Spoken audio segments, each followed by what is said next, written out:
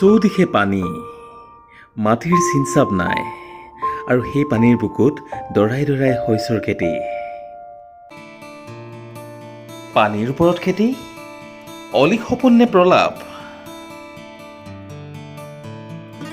উপঙা বাগিচা, কৃষি ক্ষেত্ৰৰ এটা নতুন কনচেপ্ট, উপঙা বাগিচা। সবিশেষ কথা বুজাই কোৱাৰ পূৰ্বে চাওক কেইটামান দৃশ্য।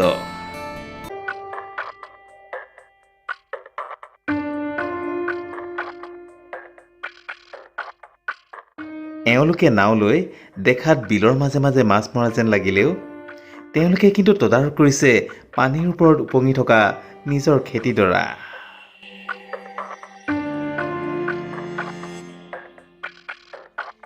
যিবোৰ ঠাইত জনসংখ্যা বেছি অথচ কৃষি মাটি কম, যিবোৰ ঠাইত বিল পিটনি বেছি, যিবোৰ ঠাইত বছৰৰ সৰহভাগ সময় বানত ডুবি ৰয়, সেইবোৰ ঠাইৰ বাবে পানীৰ ওপৰত কৰিব পৰা এনে খেতি অতি উপযোগী। পিছে আপোনাৰো চাগে মনত প্ৰশ্ন জাগিছে, পানীৰ ওপৰত খেতি কিদৰে সম্ভৱ? পদ্ধতিটো পিছে একেবাৰে সহজ।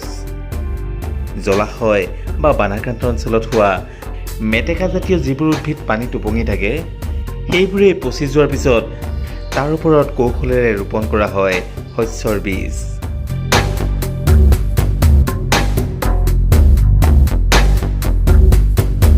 পচা মেটেকাৰ পৰা হোৱা সাৰৰ লগতে পৰ্যাপ্ত পৰিমাণৰ পানী আৰু ৰ'দ পাই লহপহকৈ বাঢ়ি আহে উপঙা বাগিচাৰ শাক পাচলিবোৰ। কল্পনা কৰক, পানীৰ মাজে মাজে আপুনি নাও লৈ আগবাঢ়িছে। কাষে কাষে মৰিচা, ভেন্দি, তিয়ঁহ, পটল আৰু বিভিন্ন ধৰণৰ পাচলি। এনে ভাসমান পদ্ধতিৰে শাক পাচলিৰ খেতি প্ৰচুৰ পৰিমাণে কৰা হয় আমাৰ চুবুৰীয়া রাষ্ট্র বাংলাদেশত। হ্যাঁ, বাপ দাদার কালে আমার ঠাকুর দাদার কালে যে সমস্ত বন্যাগুলো দেখেছি, ও বন্যা এ বন্যা আরও অনেক বড়। 88 সালের বন্যা হয়ে গেছে। তারপরে আমরা এই গাতুর পরে অনেক দিন আছে বন্যায়, গাতুর পরে ছিলাম, বুঝছেন? গাতু বান্ধে এই তো নাড়ার গাতুয়া কচড়ি বানা দিয়া গাতু বান্ধে তারপরে ওখানে আমরা থাকছি। গরু বাছুর ছাগল এসবও রাখিছি। বাংলাদেশৰ বহু ঠাইত বছৰৰ সৰহভাগ সময় প্লাবিত হৈ থাকে। সেইবাবেই বহু খেতিয়কে আঁকোৱালি লৈছে এনে পদ্ধতি।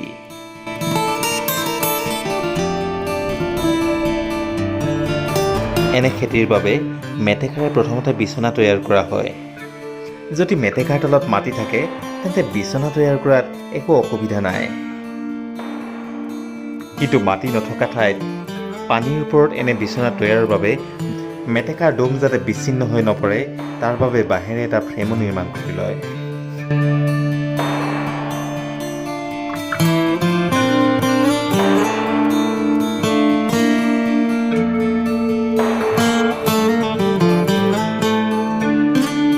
পচা মেটেকাৰ এনে দমবোৰ ইমান শক্তিশালী হয়, বানৰ সময়ত কোনো লোকে এনে পচা মেটেকাৰ ওপৰত আশ্ৰয় লোৱাৰো বহুতে অভিজ্ঞতা আৰ্জিছে। এনেধৰণৰ ভাসমান কৃষি পদ্ধতি অসমৰ কৃষকৰ বাবেও অনুকৰণীয়।